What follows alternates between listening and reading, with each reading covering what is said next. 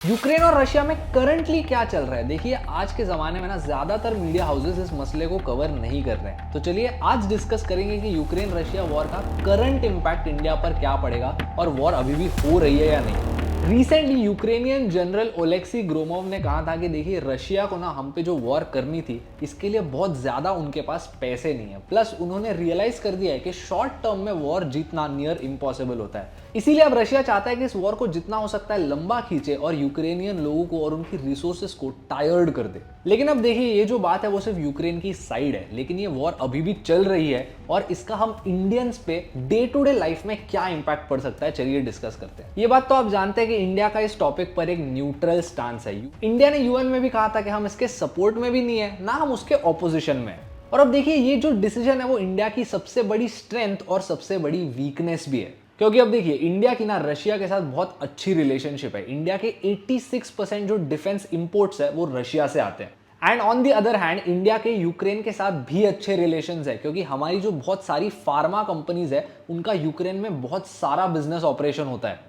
और इतना ही नहीं, यूक्रेन का एक मेजर एलाई यूएस है। तो अगर हमारे यूक्रेन के साथ रिलेशंस अच्छे नहीं रहे तो इनडायरेक्टली यूएस के साथ भी खराब होने लगेंगे। फिर रही बात हमारे इंडियन स्टॉक मार्केट की, ऑब्वियसली किसी भी तरह का वॉर स्टॉक मार्केट के लिए बुरा ही होता है। लेकिन इस केस में इंडिया के बहुत सारे ऐसे बिजनेसेस हैं जिनके या तो ऑपरेशंस या उनके कस्टमर्स रशिया और यूक्रेन दोनों कंट्रीज से। तो ऑब्वियसली अगर आपके कस्टमर्स के देशों में वॉर चल रही है, आपके बॉटम लाइन पर भी इंपैक्ट आने ही वाला है। इंडियन कंपनीज के प्रॉफिट्स पर भी इंपैक्ट पड़ सकता है अगर ये वॉर और ज्यादा कंटिन्यू होती है। अगर आपको इस वॉर के बिजनेस इंपैक्ट का एक मेजर एग्जांपल दूं, तो जब यूएस ने रशिया पर सैंक्शंस इंपोज किए और कहा कि हमको रशिया के साथ कोई बिजनेस नहीं करना है, इसके तुरंत बाद मैकडॉनल्ड्स जैसे बड़े बिजनेस ने रशिया से सारे ऑपरेशंस एग्जिट कर दिए। इन्होंने रशिया में अपने 800 से भी ज्यादा दुकान बेच दिए। तो अब देखिए, मैकडॉनल्ड्स जैसे बड़े बिजनेस के एग्जिट से ना मैकडॉनल्ड्स को कोई फायदा हुआ, ना रशिया के लोगों को। जो पॉइंट मैं आपके सामने रख रहा हूं वो है कि वॉर जो होती है वो हर एक टाइप के बिजनेस और इंसान के लिए खराब होती है। लेकिन हर एक इंसान के लिए एक बहुत अच्छी चीज है, जो है नीचे का सब्सक्राइब बटन। अगर आप वो दबा लेते हो तो आपको ऐसे ही वैल्यूएबल वीडियोस हफ्ते में 2 बार मिलते रहेंगे, हर एक थर्सडे और मंडे। अब बात करेंगे आपके और मेरे कॉमन मैन के जिंदगी में क्या प्रभाव पड़ सकता है। देखिए, सबसे मेन प्रॉब्लम है इन्फ्लेशन। आप और मैं जो हर रोज चीजें खरीदते हैं ना दुकान में जाके, उन सारी चीजों की प्राइसेस बढ़ सकती है। और अब आप सोचेंगे कि यूक्रेन और रशिया में अगर वॉर हो रही है तो यहां पर मैगी का भाव क्यों बढ़ेगा। देखिए, किसी भी देश में ना अगर तेल का भाव बढ़ता है ना तो हर एक चीज का भाव बढ़ने लगता है। चलो सिंपल तरीके से समझाता हूं। रशिया जो है ना वो पूरी दुनिया का 3rd largest producer of crude oil है। और जब यूएस ने और बाकी मेजर वेस्टर्न कंट्रीज ने रशिया पर सैंक्शंस लगा दिया ना, तो इन्होंने कहा कि हम ना रशिया से तेल नहीं खरीदेंगे। इसी की वजह से जो ग्लोबल प्राइस था तेल का वो बढ़ने लग गया, क्योंकि अब रशिया के अलावा बाकी सब कंट्रीज से पूरी दुनिया तेल खरीदने लग गई। और जब इन सारी कंट्रीज के तेल का डिमांड बढ़ा, प्राइस भी बढ़ गया। अब देखिए, किसी भी प्रोडक्ट को या सर्विस को एक पॉइंट से दूसरे पॉइंट तक लेके जाने तेल लगता है, पेट्रोल लगता है। तो अब देखिए, अगर पेट्रोल का भाव बढ़ गया तो आपके पसंद के प्रोडक्ट्स जैसे कोई लेस का पैकेट या मैगी, उसको एक पॉइंट से आपके घर तक पहुंचाने जो खर्चा होता है फ्यूल का, वो भी बढ़ जाता है। इसी की वजह से सारे जो बिजनेसेस होते हैं वो अपने प्राइसेस को भी रेज कर देते हैं।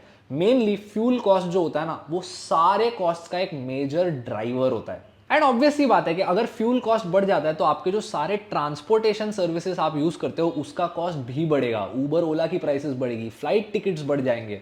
और अब बात करेंगे कि एक और मेजर लॉस जो इंडिया को ऑलरेडी हो रहा है, that is our reputation and our integrity. देखिए, ये आप भी अग्री करेंगे कि रिसेंट टाइम्स में हमारी गवर्नमेंट ने इंडिया की इंटरनेशनल इमेज को बहुत अच्छी तरीके से अपहोल्ड किया है। लेकिन अब इंडिया के फायदे के लिए हमने रशिया से तेल खरीदना शुरू किया कम दाम पे। क्योंकि देखिए, जो पूरी दुनिया थी, इन्होंने रशिया को सैंक्शन कर दिया और उन्होंने कहा हम हमारा तेल कहीं और से ले लेंगे। तो ये जो कहीं और का तेल होता है ना, ये महंगा हो गया।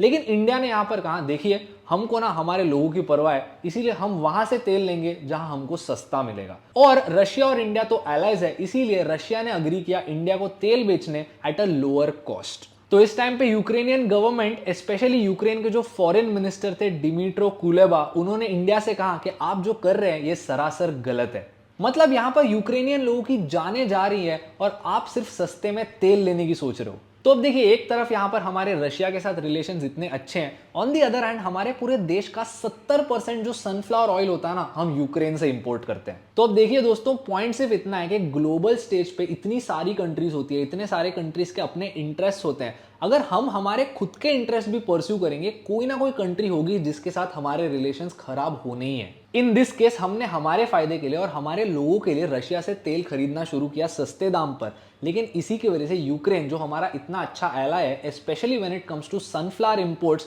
उनके साथ हमारे रिलेशंस खराब होने लग गए। और सिर्फ सनफ्लावर ऑयल ही नहीं, मैंने आपसे पहले भी कहा था कि यूक्रेन में इंडिया के बहुत सारे फार्मा ऑपरेशंस है, बड़ी बड़ी कंपनीज जैसे सन फार्मा, इनके तो यूक्रेन में ऑफिसेज भी है। तो अगर कल को यूक्रेन चाहता है कि हमारी फार्मा कंपनीज ने वहां पर ज्यादा पैसे नहीं बनाने चाहिए, तो वो ऐसा कर सकता है, and that could affect us. आप बताइए, आपको क्या लगता है, इंडिया और ऐसी कौन सी चीजें कर सकती है जिससे हमारे रिलेशंस रशिया के साथ, यूक्रेन के साथ और बाकी सारे लोगों के साथ अच्छे रहें, ताकि हम सबका फायदा हो? ये आप मुझे कमेंट्स में बताइए, मैं आपके थॉट्स सुनने के लिए बहुत ज्यादा एक्साइटेड हूं। और अगर इस वीडियो ने आपके लाइफ में कोई भी वैल्यू ऐड की तो उसको लाइक कीजिए और मेरे चैनल को सब्सक्राइब कीजिए। मैं आपको मिलूंगा अगले वीडियो में, तब तक के लिए अपना और अपने परिवार वालों का ख्याल रखना।